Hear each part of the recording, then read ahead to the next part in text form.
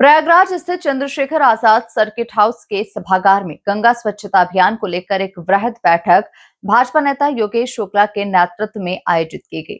इस अवसर पर पूर्व केंद्रीय मंत्री और मध्य प्रदेश की पूर्व मुख्यमंत्री उमा भारती ने कहा कि केंद्र की मोदी सरकार और प्रदेश की योगी सरकार मां गंगा की स्वच्छता, अविरलता और निर्मलता के लिए प्रतिबद्ध है। उन्होंने आगे कहा कि गंगा केवल एक नदी नहीं बल्कि भारत की जीवन रेखा और सांस्कृतिक धरोहर है। उमा भारती ने कहा कि गंगा, गौ, गीता और गायत्री मंत्र भारत की आत्मा है जो कभी मर नहीं सकती।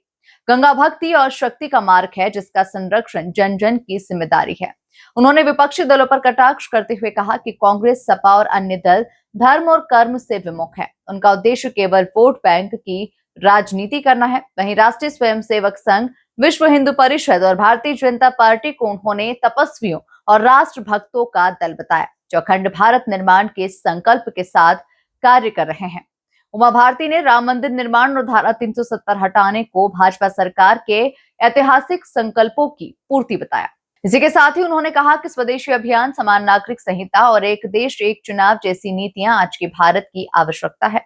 बैठक का संचालन भाजपा नेता योगेश शुक्ला ने किया और बताया कि 4 नवंबर को देव दीपावली के अवसर पर प्रयागराज में संगम घाट पर मां गंगा की स्वच्छता, अविरलता और निर्मलता के लिए वृहद अभियान चलाया जाएगा।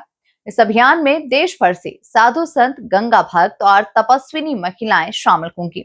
जहां कार्यक्रम में महापौर गणेश केसरवानी, महानगर अध्यक्ष संजय गुप्ता, विधायक संजय शर्मा, पीयूष रंजन निषाद, विपिन वर्मा सहित भाजपा के कई प्रमुख नेता और सामाजिक संगठन के कार्यकर्ता उपस्थित रहे। राजनीतिक नहीं रहेंगे लेकिन उनका सहयोग जरूर लिया और रहेंगे तो हम नीचे बैठने वाली मुझे खुद मंच पे नहीं बैठना। मैं तो सामने रहूंगी नीचे मंच के पास। वो जो 2 महिलाएं हैं वो ऊपर रहेंगी जो गंगा के लिए बहुत काम की है। ऐसी गंगा पे काम करने वाली कुछ और महिलाएं हो सकती हैं जो ऊपर बैठी होंगी। 2000 तक से आपने शुरू किया गंगा से, अभी तक आप कितना संतुष्ट, कितना काम हो गया? मेरे ख्याल से गंगा जी के बारे में जो मोदी जी सोचते हैं वही मैं सोचती हूँ। तो वो हर बार कहते हैं कि अभी गंगा का कार्य बाकी है और वाराणसी में ही कहते हैं। और इसके लिए उन्होंने एनडीआरबी की बैठक कानपुर में की थी।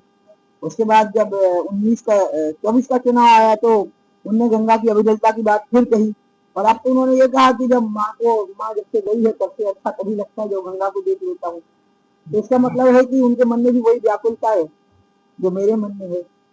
और इसके लिए सरकार अपने प्रयास में तत्परता दिखाए और समाज अपने प्रयास में तत्परता दिखाए और समाज को अपने प्रयास में तत्परता और निरंतरता दोनों बनाए रखनी है। सफलता कहाँ तक मिल पाई है दीदी? अभी तक आपको क्या दिखा है? सफलता का जो किसी भी नदी की स्वच्छता की सफलता का जो आकलन होता है वो अलग नदी का अलग प्रकार का होता है। मेरे ख्याल से पानी का ही अलग प्रकार का होता है क्योंकि आप पानी का टेस्ट इन्होंने पार्लियामेंट में उत्तर दिया है। आप दुनिया की किसी भी लैब में कराइए, जो प्योरेस्ट ड्रिंकिंग वाटर होगा उसमें भी ये कमी मिल जाएगी। उसमें जो जीव जंतु सनातन काल से थे वो जीव जंतु जब पनपने लग जाते हैं ठीक से तो इसका मतलब है गंगा वैसी हो गई। अब गंगा का पानी पीने के योग्य है या नहीं? तो यहाँ जितने लोग गंगा में स्नान करके गए उनने मुंह में पानी तो डाली है, उसमें तो लगभग कोई बीमारी नहीं पड़ा क्योंकि माँ कितनी भी बीमार हो बच्चा दूध पिएगा तो बच्चा बीमार नहीं होता। तो इसलिए वो अलग विषय है क्योंकि गंगा एक दैवी तत्व है।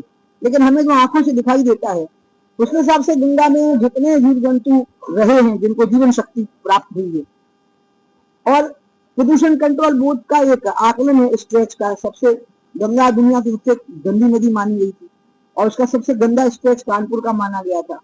इसके लिए केंद्र सरकार ने और योगी जी की सरकार ने बहुत प्रयास भी किए। 2 सालों के बाद में भी किए प्रयास, तो 2 सालों के बाद ही आरंभ हुए क्योंकि गंगा का जो कार्य योजना थी वो बनी ही बहुत लंबे समय में। क्योंकि पहले गंगा तो मंत्रालय में थी ही नहीं, गंगा था ही नहीं, मंत्रालय ही नहीं था गंगा का। फिर कार्य योजना बनाने में हम कोई कमी नहीं छोड़ना चाहते और उसमें हम पर्यावरण वेद, आस्थावान लोग, इसलिए हमने सबसे पहले गंगा मंथन ही किया। फिर हमने सारे वैज्ञानिकों से, पर्यावरण विदों से, सभी प्रकार की रिपोर्टों से, हिमालय में आने वाले डिजास्टर की जो रिपोर्ट्स रही हैं उनके आधार पर हमने पूरा सब चीजों का ध्यान रखते हुए गंगोत्री के विकास जागरूकता और उसमें ट्रिब्यूटरी वर्ष का भी ध्यान रखते हुए सहयोगी नदियों का जो संपूर्ण कार्य योजना बना ली वो ठीक 2 साल में उसका शुभारंभ हो गया। अब वो शुभारंभ का जो समय है कि वो पूर्णता को कब प्राप्त हुआ इसका एक ही प्रेडिक्शन हो सकता है कि जब लोग तर्पण करने के लिए गंगा में जाएं तो 1 लोटा पानी पहले खुद पी लें अपने पूर्वजों को चढ़ाने से पहले।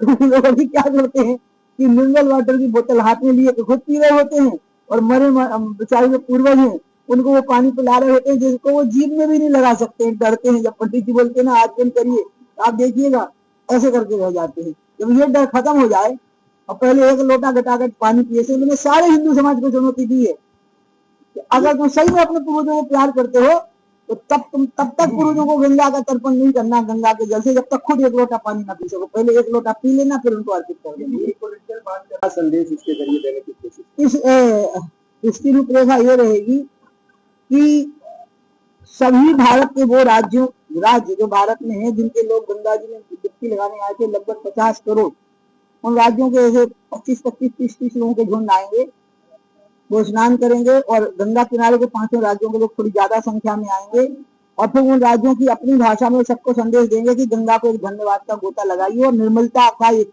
दिन का कार्यक्रम करके आइए। उनको जो तिथि सूट करे जब हो आए और करके जाए। गंगा से मोक्ष ले गए हैं तो गंगा को निर्मलता दे जाए, ये ऐसी अपील उसमें रहेगी। और इसके साथ ही साथ 5 डुबकियां लगेंगी।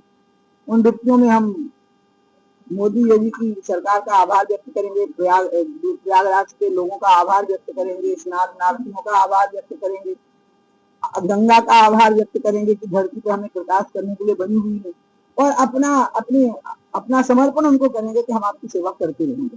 4 नवंबर का दिन 4 नवंबर का दिन इसलिए चुना है क्योंकि उस दिन देव दीपावली है और वो बहुत महत्वपूर्ण पर्व होता है। वाराणसी में का तो बहुत बड़ा उत्सव योगी सरकार ने घोषित किया हुआ है उसको, उत्तर प्रदेश के महा उत्सवों में से देव दीपावली पर्व को घोषित किया है।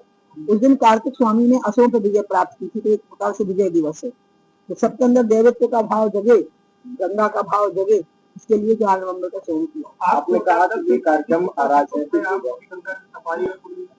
इसका एक बहुत अच्छा इंपॉर्टेंट क्वेश्चन है। आपने कहा कि